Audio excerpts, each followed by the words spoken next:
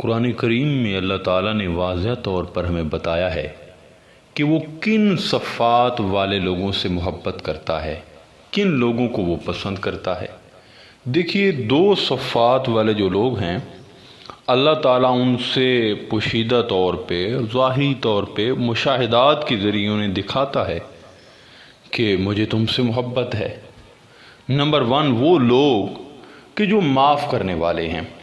یقین جانیں، قرآن کریم میں آیا ہے کہ اور جو غصے کو پی جاتے ہیں اور لوگوں کو معاف کر دیتے ہیں، اور اللہ احسان کرنے والوں سے محبت کرتا ہے۔ تو اللہ تعالیٰ نے یہ جو معاف کرنے والی کیٹیگری ہے، اس کو احسان میں جو ہے وہ شمار کیا ہے کہ اس آیت میں، جس کا میں نے ترجمہ پیش کیا ہے، 3 خوبیاں ایک ساتھ آئی ہیں۔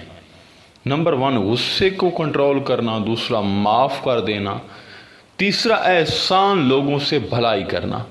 اب یہ جو آپ معاف کر رہے ہوتے ہیں تو یہ ایک حساب سے آپ ان کے ساتھ بھلائی کر رہے ہوتے ہیں۔ بھلائی یہ نہیں ہے کہ آپ کسی کو پیسے دے دیں، بلکہ بھلائی یہ بھی ہے کہ آپ کچھ بھی نہ دیں، فقط ان کو جو ہے وہ آپ معاف فرما دیں، درگزر کر دیں۔ جب آپ ایسا کریں گے تو اس سے ہوگا کیا؟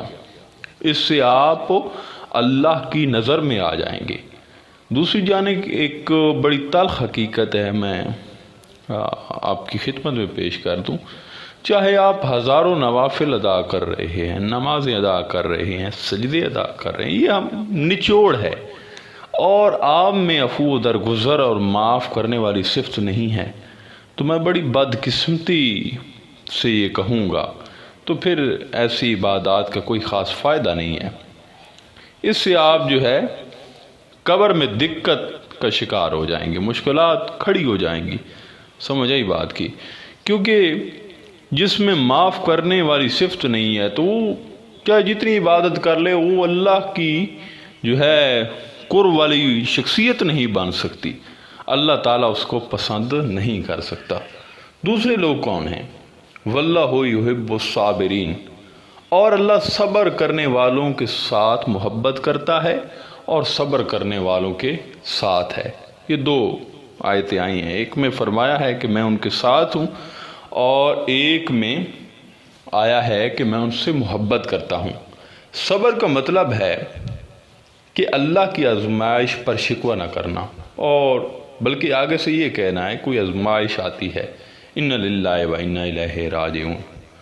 جو بندہ ہر حال میں اللہ کی رضا کو تسلیم کر لے، وہی جو ہے سچا صابر ہے، اور اسی سے جو ہے وہ اللہ تعالیٰ محبت کرتا ہے۔ یقین جانیں کہ یہ جو صبر اور اللہ کی رضا ہے، یہ 100 سال بے ریا عبادت سے افضل ہے۔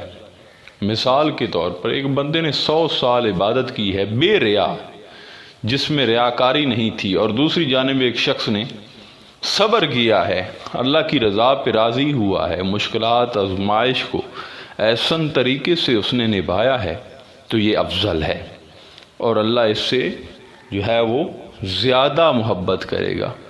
تو یہ 2 بڑے موتی ہیں، اگر آپ نے اپنی زندگی میں ان کو پکڑ لیا اور اپنی زندگی پہ نافذ کر دیا، نافذ کرنا ہے دل پہ، تو پھر آپ کیا ہیں؟